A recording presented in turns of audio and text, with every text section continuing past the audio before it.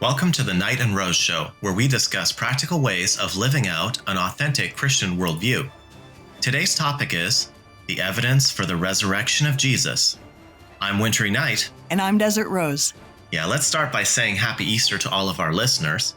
And just before we begin discussing the resurrection, I do think it's helpful to remind everyone who wants to discuss the resurrection with a non-Christian that it can be very helpful to establish the existence of God using arguments and evidence so that there is someone there who can perform a miracle like the resurrection. Yeah, I think that's a really good thing to note, because if you're going to convince people that the miracle of the resurrection happened, it helps that they already agree there's some sort of creator, designer, miracle worker who could perform such a deed. Yes. So, Rose, you get into a lot of discussions with people. Why don't you tell me what is the most standard way that you present the resurrection? Well, the argument I find most effective, most convincing, most powerful is known as the minimal facts argument. So scholars have noted over the last several decades that there are several facts surrounding the life, death, and apparent resurrection of Jesus that are agreed upon by virtually all scholars, regardless of their worldview, their religious affiliation, anything like that. So just based on facts agreed upon by virtually all scholars in this area, we can use those facts to make a case for the resurrection, that it's the best explanation for the facts. Wow, I'm surprised that there is such a consensus among virtually all scholars. So why would they agree with these facts? Well, there are several criteria that scholars look for in determining how historically reliable something is. One of them would be multiple attestation. So if several different sources confirm the same event or the same facts, then that's, of course, considered more powerful than if just one historian. Like having multiple witnesses to a crime. Yes, exactly. So we have that with the Gospels and especially the letters of Paul. And we have this with the events surrounding the life of Jesus and his death and what people thought were appearances. And so Mark attests to the circumstances very early on. Paul in his letters attests to a lot of the same facts. We have a source. There was some source that was commonly used by Matthew and Luke as they wrote their historical accounts. And so we have several different sources that have a lot of agreement on facts. And so this is one example of a criterion that convinces scholars something really happened. That makes sense. Are there others? Yeah. So there's also early attestation. Of course, something that was reported earlier and closer to the events is considered more reliable than something that happened, than something that was reported hundreds of years later. Historians agree that the letters of Paul were very, very early. Really, as far as ancient history goes, the Gospels were also very early, but there's a consensus that Paul's letters predate the Gospels. Early enough for eyewitnesses to be around? Absolutely. Yeah. Yep. And that's a strong argument in favor of the trustworthiness of these historical documents. So, yeah. Okay. So if it's multiple and one of the sources is early, that's a good sign that it's historically reliable, whatever the tradition is. What else? So there's also enemy attestation. So if your enemies or skeptics or people who don't have any reason to promote your account, your testimony of what happened, if they agree with you on things, then that's also going to lend more credibility to those facts. Okay. Is that all of them? No, there's also the criterion of embarrassment. So, for example, the Gospels report that women were the first witnesses to the empty tomb. And this is just not something that would have been made up in those times. In fact, a lot of people in those early days rejected the Gospels because they said, well, you can't trust women. Women's testimony wasn't even permitted in a court of law. And so this is something that just would not have been made up. So that's an example of embarrassment. And then there's also the criterion of dissimilarity. If something was not common before an event and it was not common after an event, then it's likely that that fact really occurred. So, for example, Jesus referred to himself repeatedly as the Son of Man. Well, the Jews did not refer to the coming Messiah as the Son of Man, nor did the church refer to Jesus after his lifetime as the Son of Man. That was just not common. And so it's highly likely that Jesus really did refer to himself that way. Okay, so multiple attestation, multiple sources report it. One of them, or both of them, or all of them are early within the lifetime of the eyewitnesses. If you can get your enemy to agree to something that you report, that's good. If the thing that's being reported is embarrassing to your message or your community, that's good. And if something is unique to Jesus, it's not shared by the people who were before him or the people who came after him, but just his own thing, like the Son of Man title. These things all make a historian think this is historically accurate. So Right. What are the facts that pass most or all of these tests? So there are a whole bunch of them, but scholars today use about 6 of them really commonly. So the first one would be that Jesus was actually killed by crucifixion. The next would be that the disciples of Jesus believed they really saw the resurrected Jesus. Even scholars who do not believe there was a resurrection, believe that the disciples believed they saw the resurrected Jesus. Right. Got it. So another so-called minimal fact that virtually everybody agrees to is that the enemy of Christ, Paul, the apostle, who actually went by Saul before he became a Christian, became a follower of Jesus when he believed he saw the risen Jesus. Similarly, James, the brother of Jesus, was a skeptic. He did not believe Jesus was the Messiah during Jesus' lifetime, but he also became a follower of Jesus, became a Christian when he believed he saw the risen Jesus. So these are 4 of the facts most commonly used. There are 2 more that I hear used all the time today. So the early proclamation of the resurrection in Jerusalem. So scholars agree that within 1 to 3 years of the crucifixion, we have evidence that Christians were proclaiming the resurrection, and they were proclaiming it right there in Jerusalem, where the event supposedly took place. So people had the opportunity to say, no, I was an eyewitness. This didn't happen. But that was not what was happening. Eyewitnesses were attesting to the accounts that were going around of what happened. And then also the lives of the disciples were transformed. They had been cowards, they had been doubters, and they became courageous, bold apostles, preaching this message of a resurrection, even knowing that their lives were at risk for doing so. Interesting. So these minimal facts pass the critical tests that we outlined earlier. Picking up on one of these facts, I am surprised that virtually all critical scholars accept that there were postmortem appearances of Jesus. Give me an example of somebody who accepts this. Yeah, so one example would be Gerd Ludemann.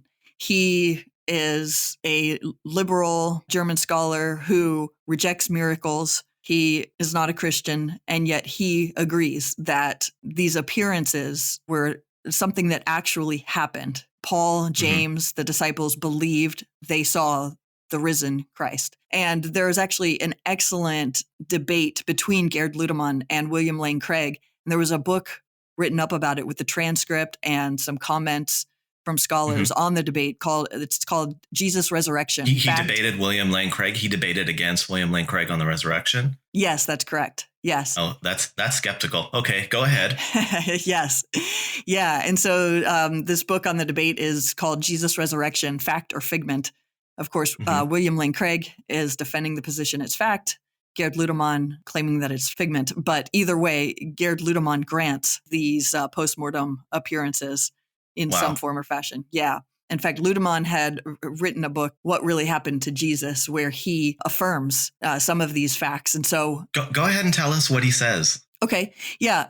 Why don't I just maybe read from his words for a couple of paragraphs? Yeah, go ahead. So he says, the testimony of Paul in 1 Corinthians 15, 1 through 11, is the earliest text in the New Testament to make concrete mention of the death, resurrection, and appearances of the risen Christ. Here, Paul uses traditions which he knows from an earlier period. As 1 Corinthians is usually dated around 50, we may note first that the traditions which he mentions must be even older. This early text will be the guideline for our investigations. So there, he's saying that 1 Corinthians 15 was very, very early attestation. Yeah, and he says that he's able to get the death, resurrection, and appearances of the risen Christ as historical reports. Exactly. Yep, Okay, exactly. continue. Keep going. Okay. He says, a fairly certain date can similarly be worked out for the conversion of Paul as well. The Acts of the Apostles credibly reports a stay of Paul in Corinth when Gallio was there as governor of Achaia in Acts 18. Now, this Gallio was in office in 51 and 52.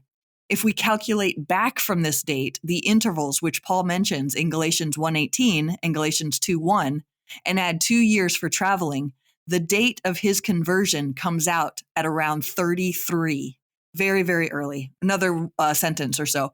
So we may state that the appearances mentioned in 1 Corinthians 15, 3 through 8, took place in the time between 30 and 33 CE, Common Era, because the appearance to Paul is the last in this list and is not to be dated later than 33 CE.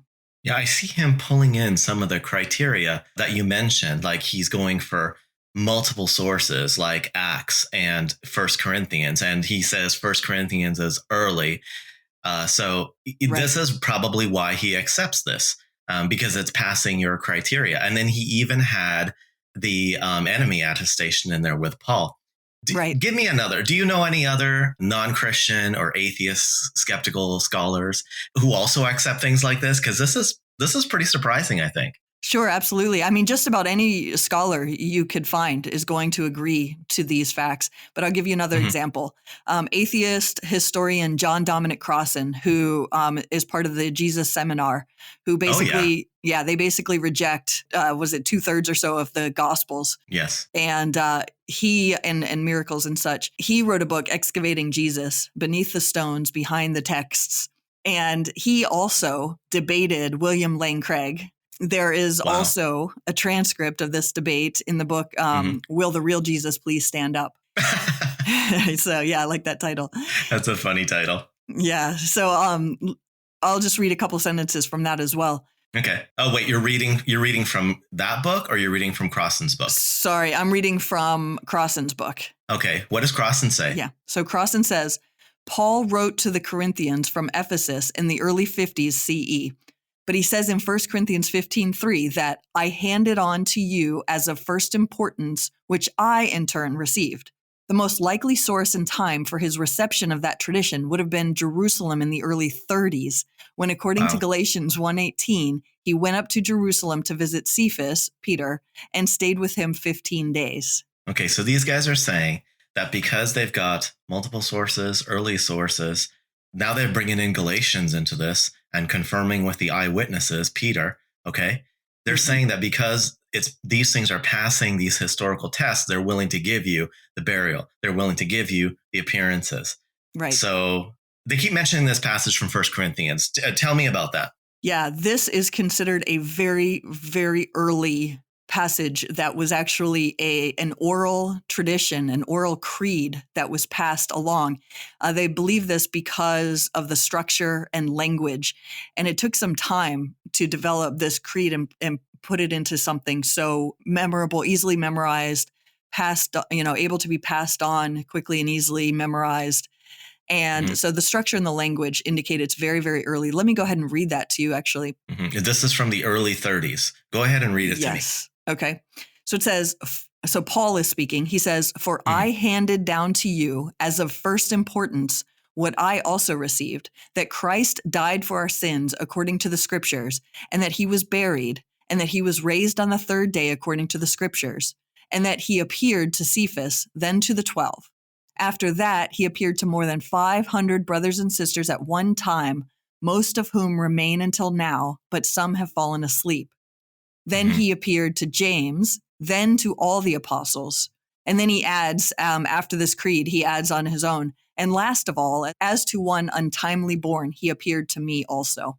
Right. Ludemann was saying Paul's appearance is the last, so the other ones must have happened first. And he thinks Paul's appearance is 33. Yes. So the other appearances are prior to 33, and Jesus dies in 30. Right. Okay, that's impressive information and evidence. So from an apologetics point of view, why do I care about this passage? Like what's useful to me? I know it's got some of the minimal facts, but people might argue against those, minimal facts. So what should I be noticing here? Yeah, well, one thing you might want to notice is that there were appearances to several different groups as well as to individuals at different times in different situations. And so, Hmm. one of the most common naturalistic explanations for what people thought were the appearances of the risen Jesus, people will attribute, non-Christians, atheists will attribute to hallucinations. I think we'll talk. Hallucinations. Yeah, exactly. Yeah. But so keep in mind that there were appearances to different groups of people of different sizes at different times and places who were, in different frames of mind and such. Group hallucinations are hard. That's not as easy to do as one person hallucinating something. Exactly. And then also there were appearances to Paul, who, as I mentioned earlier, was an enemy of Christianity, an enemy of Christ. So that's significant. Paul persecuted the church, which we see in Galatians 1 and Philippians 3. Paul was martyred in Rome for his faith later on. So something big happened.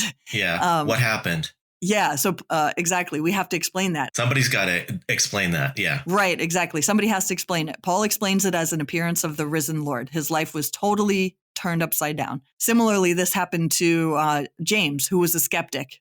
Everything was going great for him too. He was a good Jewish boy. He did not believe that Jesus was the Messiah.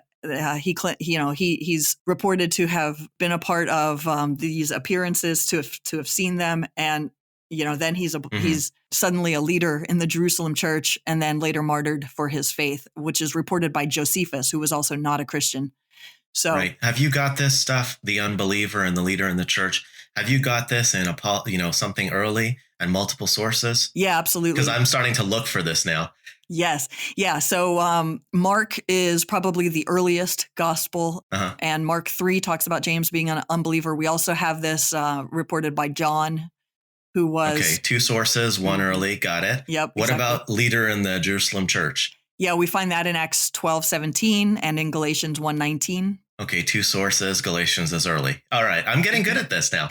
All right, so I've heard some skeptics say this. So Paul is writing this, and he's recording this early creed, and I know that Crossan and Crossan and Ludemann, I think both of them mentioned that Galatians as a confirmation on the creed, because he goes and visits the eyewitnesses, and the eyewitnesses, Peter, and maybe others. Maybe if there's others. I would think he would have met with everybody in Jerusalem who was there. Maybe James. Yeah. And so Galatians 1 verses 8 through 10 report that he met with Peter and James in Jerusalem. Okay. I would imagine he probably met with more than 2 people while he was there, but he reports having... John's there. Yeah, and by Galatians 2, John is mentioned. Yeah. Okay, good. It sounds like they're talking about the same stuff, but some people say that Paul's gospel statement in 1 Corinthians is different from what's in the 4 gospels. What would you say to that? Well, that's just not based on any sort of historical fact. The oldest historical documents report that Paul visited with the apostles, James and Peter, and then another visit with John. And in both of these visits, they were speaking about the gospel message. And so that Peter and James and John were confirming and affirming that Paul's message was fully accurate, and vice versa. Paul was also making sure that Peter and James and the others were reporting on the facts as he knew them to be true as well. So there was a lot of accountability. There were checks and balances going on here. Yeah, I like this because Ludemann and Crossan both mentioned Galatians. So they're accepting that there was some interaction with these eyewitnesses as well. Yeah, and I'll go ahead and mention that Galatians is one of 7 letters of the Apostle Paul that everybody who's a scholar in this area would agree are valid, reliable, historical letters of the Apostle Paul. There is... Written by Paul and early. Exactly. Virtually no disagreement by anyone at all. So. Okay. All right. So I'll give you your minimal facts. I'll play the skeptic. I'll give you your minimal facts. Fine. Excellent. What is the most common what is the most common naturalistic response to this set of minimal facts? Because I know these guys don't go where Craig goes in the debates. I've seen those debates. Right. So they disagree with him. So yeah. So in the probably about, I don't know, when were those debates? The early 2000s, the ones that I've mentioned. I watched them later than that. 90s. 90s. That's what I was thinking. Okay. So yeah. In the 90s, the most common and non-miraculous explanation for the minimal facts was the hallucination theory. I'll go ahead and say now that most non-Christians, atheists, have been persuaded at this point that that's not very likely after all. But this is what they were arguing for in the 1990s, and this is still the best explanation they have, even though they agree it's not a good explanation. So, well, why is it not a good explanation? Why do they think that, or do you think that? Well, why do you think that? Yeah. So the reason that there's now a widespread consensus that the hallucination theory is not all that reliable is that, for one thing, hallucinations occur in the mind. They are individual experiences, much like dreams. And they've rarely happened with more than one person having a similar hallucination. There are a few very rare exceptions of, like, for example, there's a report of a small group of soldiers out in the desert on the verge of dying of dehydration, and they all claimed to have seen water. Right.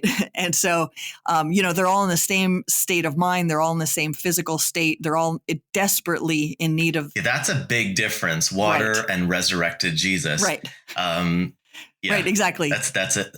Yeah. So these are hallucinations occur in the mind. So it's not likely that all these different groups of different sizes of different people in different states of mind would have had the same exact hallucination. Yeah. Also, it doesn't a hallucination theory does not explain the diversity of the appearances themselves. These were not people even reporting the exact same experience, but Jesus is meeting with them at different places, different individuals.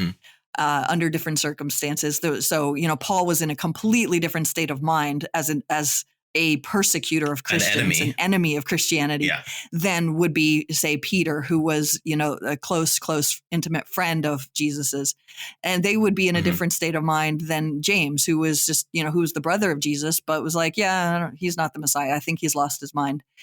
So these are different people in different circumstances, different sizes of groups over the course of about 40 days. It just does not fit anything like we have recorded in history at any other time. Yeah, I've read a little bit of N.T. Wright on this, and he talks about the early proclamation of the resurrection, how that fits with the earlier Jewish thought. So apparently, the traditional Jewish doctrine of the resurrection is that there's no individual resurrection. That, first of all, the Messiah is not even supposed to die. Right. He's supposed to conquer and establish a new age of prosperity and peace, So he's not supposed to die. So there's no expectation of a dying Messiah. And then in addition to that, there's no expectation that the Messiah is supposed to rise from the dead, or that any individual is supposed to rise from the dead. So, right, at least not until the end of the age. Right. Yeah. Right. Resurrection is what happens to all the righteous people who have a relationship with God and are, it's in the Jewish case, it's Jewish people. The righteous Jewish people are all resurrected, right. Into heaven at the end of the age. And into heaven, not back onto earth right after they die. Yeah, you're exactly right. Right. So this is completely different from what these people are coming up with, these early Christians. So is that a defeater for the hallucination hypothesis? Yeah, I mean, it really is, because hallucinations, to quote William Lane Craig, he says, hallucinations have no extra mental correlate, but are projections of the percipient's own brain. So the person who is perceiving the hallucination doesn't come up with additional information and, worldviews and theologies and such in their hallucinations. They're whatever is already in their mind is projected into what they see or hear. And so it just doesn't make sense that the Jews would have concluded, even if they had a hallucination of Jesus, they wouldn't have concluded that he was brought back to life, to earth from the dead then and there. They would have concluded, he's alive in paradise. Yeah. If they're looking for vindication, like they joined the Jesus Club and their Jesus got killed, and they're like explaining to their families why they were not crazy to have followed this guy, they could just say, we saw him, we saw an appearance of him rising up into the clouds, with a halo and everything like that. And that was God saying that he was vindicated and all his ideas were correct. Yeah, exactly. They didn't have to come up with a bodily resurrection guy who's like eating fish Exactly. and all this stuff. Right. And it certainly doesn't explain why 500 people at once would have hallucinated. And then, the Apostle Paul would have pointed people to say, go interview those people, because they'll testify that they really did see the resurrected Christ. Just it's the hallucination theory really starts to fall apart big time. Well, I've seen lots of William Lane Craig debates, and I've seen some people who debate him on this say that, well, you can't use the appearance of Paul because even though, Paul had some sort of appearance, his was a hallucination for sure because he was so grieved at having persecuted Christians like you established before. What do you make of that?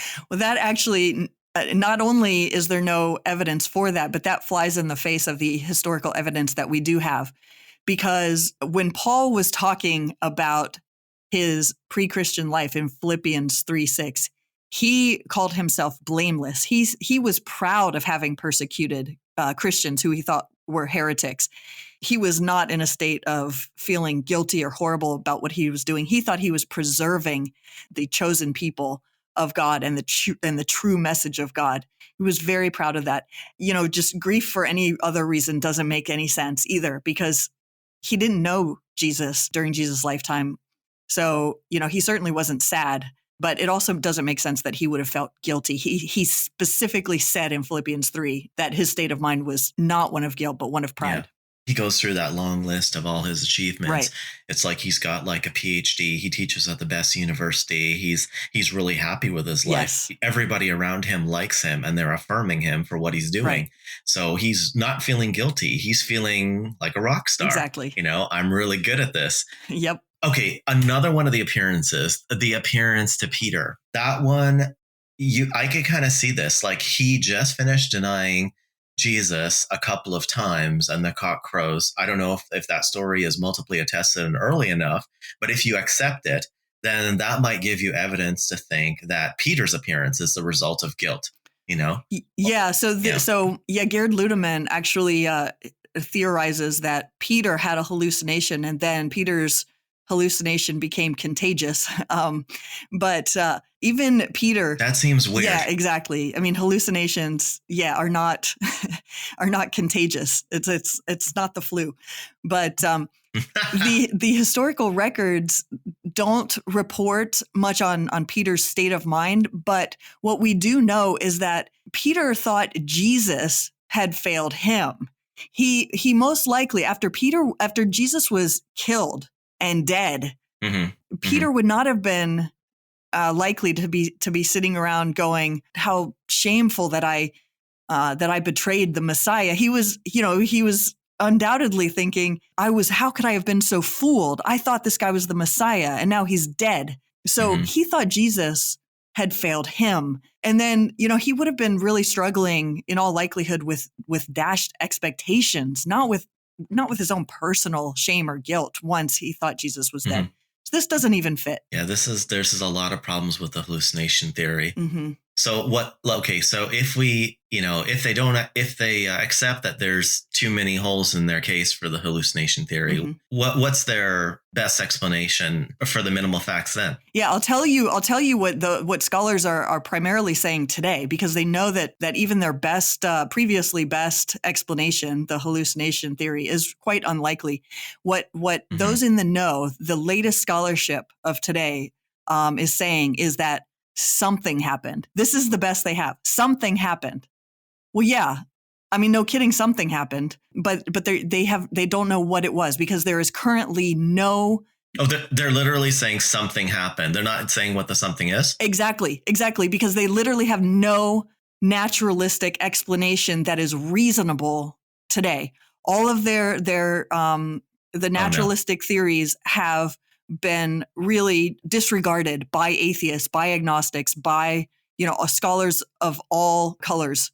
So yeah, they don't have a great answer. Yeah, so that's what they have. And I'll point out that when they say something happened, but it wasn't a resurrection, they're not rejecting the evidence. They're rejecting the conclusion. The evidence overwhelmingly points to an actual literal resurrection. The opposing theories fail across the board. It seems to me like what you're basically saying is we've got a body of evidence here that is agreed to by most critical scholars. You've got the critical scholars agreeing to the evidence in their own words. They don't like the conclusion, so they come up with something different. You shoot down what they come up with, and then they go, well, something happened, but not what you say happened. Exactly. So it seems to me that this is starting to make me really want to try this out. I mean, I do get into this, but it seems kind of fun.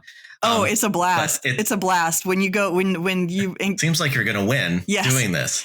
Yeah, exactly. It always cracks me up when somebody who prides himself on being some great, atheist or agnostic scholar or pantheist scholar, who rejects the resurrection and is all proud of knowing all these the facts of what happened and everything. When I ask them, so how do you explain the minimal facts? And all they can come up with is something happened. They either have to deny one or more of these minimal facts to get out of this, right, or they're going to have to come up with a better naturalistic explanation that accounts for the facts as well as the resurrection explanation. Yeah, you're absolutely right. And in fact, one of the facts that used to be widely accepted and is still accepted by about 75% of scholars is that the tomb of Jesus was actually found empty.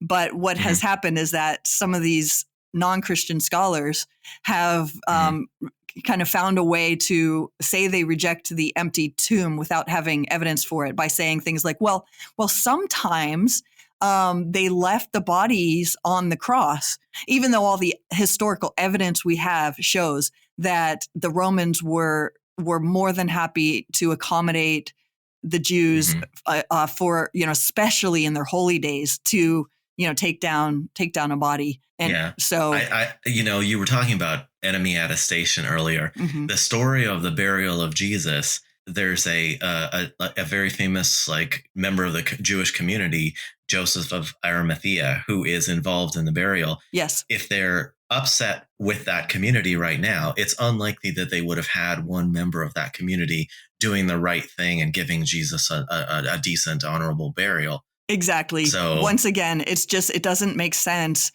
for the people at that time in that situation to have made up that detail to make a Jewish leader look so good and sympathetic. And then again, like you said before, the earliest witnesses to the empty tomb are women witnesses. And I've heard one skeptic who debated William Lane Craig say that was a very convincing piece of evidence for him for accepting it. Right. So if you can get the empty tomb into your list of minimal facts, that would be even worse for the hallucination explanation, because the hallucination explanation doesn't explain how the tomb got empty. Exactly. So it would be even, yeah. Yeah, I mean, the fact remains that, all of the message started right there in Jerusalem where all of these events occurred. And the only thing that anybody would have had to have done to shut down Christianity for good right from the beginning is show a body. Yeah, exactly. Yeah. Okay, so give me your summation. Give me your conclusion.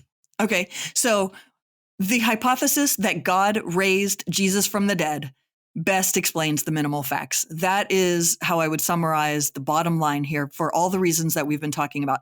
It explains why the tomb was found empty, why the disciples saw post-mortem appearances of Jesus, and why the Christian faith came into being.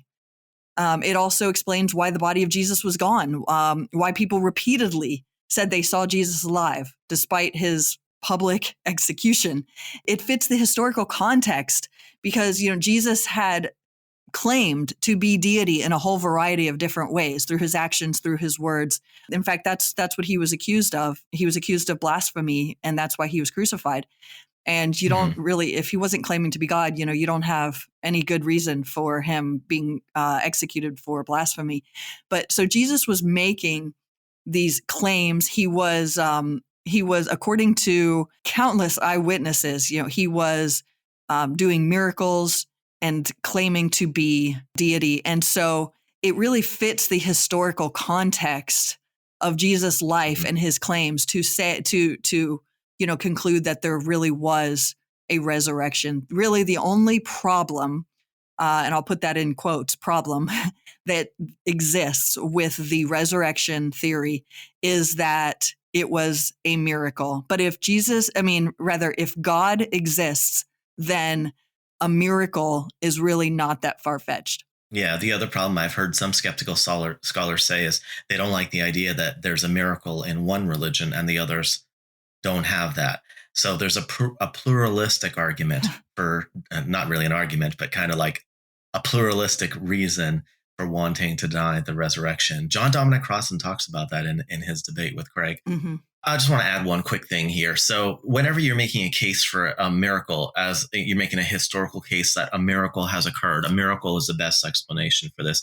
I think like I said at the beginning of the podcast, I think that Christians need to be ready to make a case for some kind of supernatural being who could, in principle, do miracles, right, like creating the universe. If you got a being who can create the universe and you can prove that or argue for that with mainstream science, resurrections are a piece of cake. Right. So I normally use 6 scientific arguments when I argue for a supernatural creator and designer. Yeah. Why don't you mention what those are? Okay. The origin of the universe is popular, like the Kalam argument, coupled with, mainstream cosmology. Absolutely. Cosmic fine tuning. You change the parameters of life, you lose the ability to have complex embodied life. Mm-hmm. The origin of life, not only the building blocks, but also the information in living in the simplest replicator. The sudden origin of major body plans, phyla, in the Cambrian explosion. Right. I'm just going over these quickly. People have heard of Mike Behe's irreducible complexity and molecular machines in general. You take out a piece and it stops working. And then there's also the habitability argument that there's certain correlates between our ability to make discoveries and the ability of our planet and our solar system and our galaxy to support life. Like if you put the two together, it kind of suggests that the designer of the universe wanted the places that support life to also be the best places for making scientific discoveries. Right. So if you sustain any or all of those arguments, you got yourself a creator who can do the work that you need God to be able to do for this argument to seem reasonable. Exactly. And that is, as I said, the one and only so-called problem with the resurrection theory is that it involves a miracle. But with those arguments, there is just so much evidence. Like I said, I think there's another problem with it offends pluralism. Yes. So some people are going to object to it by saying, look, I was raised as a Hindu. I can't accept miracles in other religions because then that would make my religion, false. Well, yeah, exactly. Which I think is, as you pointed out, is a terrible argument. I mean, that sounds like I don't like it because it doesn't feel good to my previous commitment. Yeah, it's 2 presuppositions. 1, miracles don't happen. 2, I don't want my friends who are in other religions feeling bad. And that's something you have to argue for. You don't just get to help yourself to that. Right. So to end off, I want to ask you, for our listeners, what would you recommend to them so that they are as prepared and smooth as you are at making the case for the resurrection? Well, Gary Habermas has been studying the resurrection his entire adult life. And he has recently come out with a book called Risen Indeed. In the first, I can't remember if it's the introduction or the first chapter, he gives an update on where we are today with resurrection scholarship, the minimal facts that most people are using today and such. And then he goes through the major philosophical objections to the resurrection, like, for example, that the resurrection didn't occur because miracles are not possible. That the resurrection occurred but cannot be demonstrated because historical events can't be known, and that the resurrection, and then he makes a case for that the resurrection did occur and it can be demonstrated and known. So Risen Indeed by Gary Habermas, great new book out at the end of 2021. I'd recommend that. How about you? I'll have to pick up that book. For me, I like fighting. So I'm a boy and I like military history. So I like debates. I really recommend that people watch a lot of debates so they can get good at listening to their opponent talk and staying calm and then being able to put together what they need to say in a short period of time. Yeah. So that you're not doing all the talking. So I like we mentioned 2 debates. I actually like the debate between William Lane Craig and James Crossley better than both of those. So I would say just I'll put the link in our show notes. Okay, Excellent. to the debate. I wrote a summary of it. I think it's a great debate, and I would recommend that people watch that. Excellent. Okay, so I think that's all we have for today's episode. If you like this episode, please like it and comment and share. As always, you can find the references for this episode on my blog, winterynight.com, winteryght.com. We appreciate you all taking the time to listen, and we'll see you again in the next one. Happy Easter.